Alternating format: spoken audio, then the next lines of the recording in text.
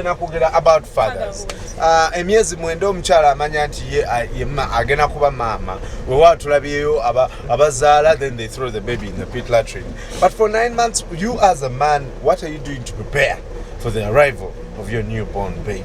Because you're anxious to have a first kid, and it's also a sign that you actually can be a father. Sometimes it's not easy to get this young people. You are happy and you take care of your wife very well. Because understand that once you have taken care of your wife well at the initial stages, you also happen to get a good product at the end. He says you have to take care of your wife when you realize that she's pregnant. But what does it mean, taking care of the wife? I personally think taking care of my wife, one, there should be communication.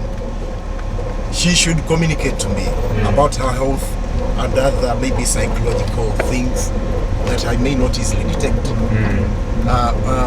Because one, she may be experiencing problems with her tummy and the kid in the womb.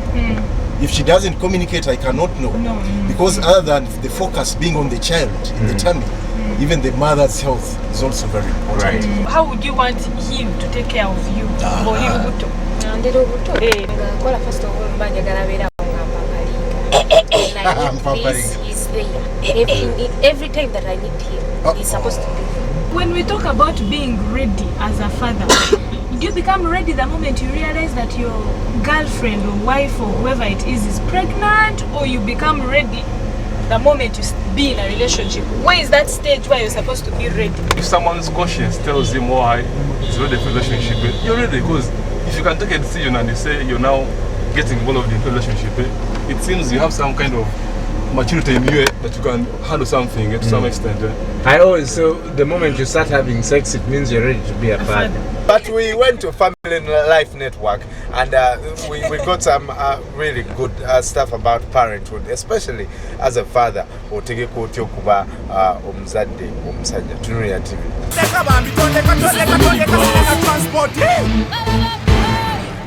a father is a head of a family. For example, protection. The first protection that can come is even when a woman has given birth. This is what I want to say. For example, fathers out there do not know that it's very necessary for them to actually have either 3 days, a 1 week leave, paternal leave, giving the mother company. That is a first step, and the beloved, it's the young baby that is born. It's from that love that a baby predicts. If a father doesn't protect, how will they know? How will the mom know that he actually cares? So a father going to escorting the mother to hospital, she has given birth, back home, he should also take the initiative to also be home with her, but maybe this time him provide. So that shows love, you know. If a man or a father knows that actually I have children, I have to do accordingly. If you went in for a woman, you got married to her, you've given birth, it's better for you to know that every time the family increases, or every time you get into different activities, responsibilities also increase. For example, he got married, he's no longer a bachelor. He shouldn't behave like a bachelor. He should behave like a father. Even when he feels he's not prepared, he should learn to be prepared. That way, he will learn how to meet different challenges and overcome them. Fatherhood is a relationship between offspring and the father. And so there's a lot we can talk about in that line. So a father is one not only who provides the basic needs, the shelter, the clothing, the education that we think or that other people look at. A father is one who covers all the other areas in terms of character, in terms of somebody you can look up to. Because today we don't have very many father role figures. So when we are looking at the roles of fathers, do you think is it different from those of the mothers? In what way? Well, the roles are a little bit different, although most of the time we have said the women must always be to the kitchen when it comes to and then when it comes to household, family affairs. But when also some men tend to help their wives, especially during the time that they are in that cycle of 9 months. They need a lot of help.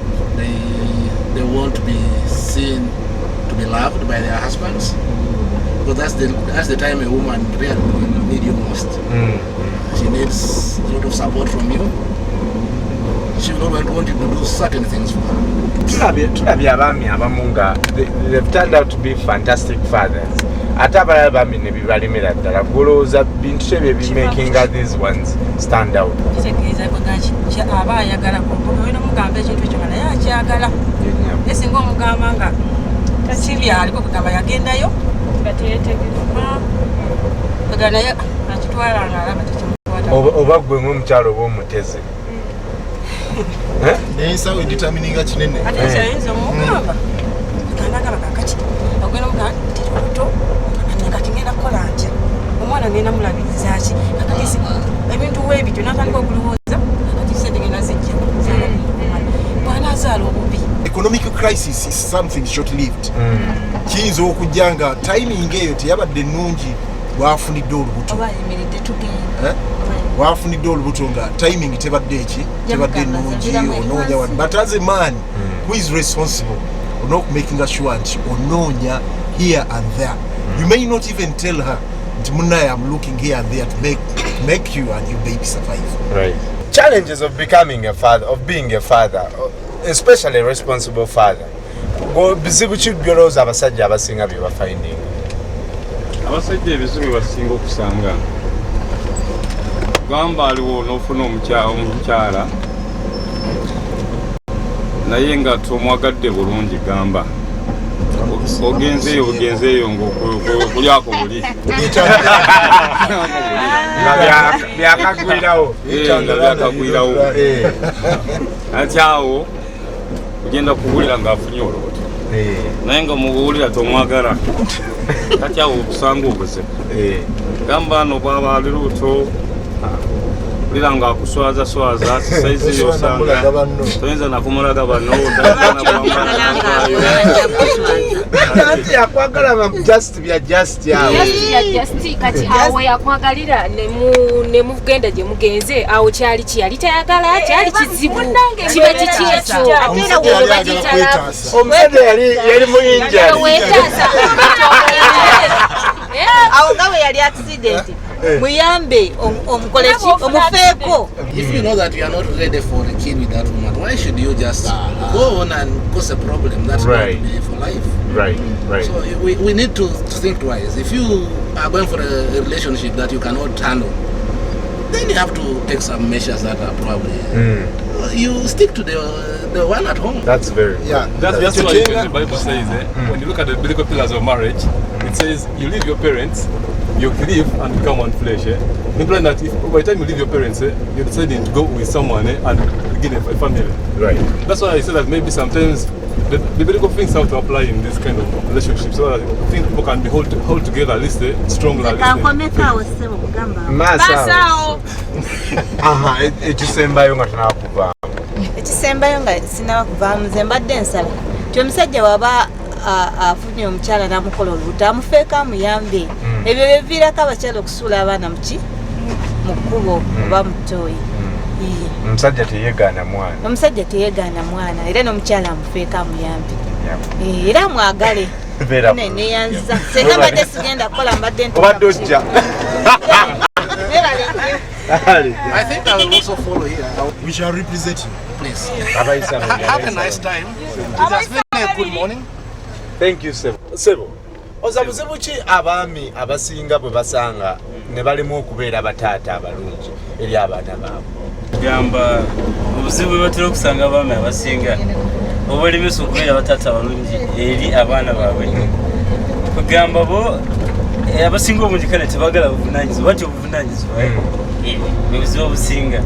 Badde ngamba nti firstborns zaffe zonna zituwa a lot of excitement, and that kind of excitement yogamba omwana n'afaanana atya depending oba omuzadde nga mulimu ki muli mwenna not an outsider. Bagamba that kind of excitement you get bingi nnyo byokola ki byolowooza. Aside that in the firstborn or the first pregnancy ekuwa ebera like you draw a lot of lessons so that the subsequent children of reflecting kugundi how did we handle handling tutya good, do we overdo it? Yeah, did we overdo it? Is there something we missed out? What were the challenges? So that second born over the third born omanya no gamba yes, let's roll out this, rolling out this, let's incorporate this. Tuongezemu wano. Alti njagala kutumaliza nga tunakuva. Goloza twetaaga maternity leave ngana mwe mufuna. Bajita paternity leave. Jandi etagisiza. Luwaji. Kubanga omukyalo oyo lusayinza obutazaala bulungi ne bamulongoosa bebi ali wali akaba onakikitana talina na kyakulya olukindo olumuluma terunawona luvulula ate you have to take her to the hospital to care for the wound someone has to care for the baby you have to cook you have to boil water for the baby sort of things twetaagana bwabanga zadde bulungi oyinza okufunayo nga live ya weeks 2 era okubeerawo ng'omulabirira abatanaba kwesobola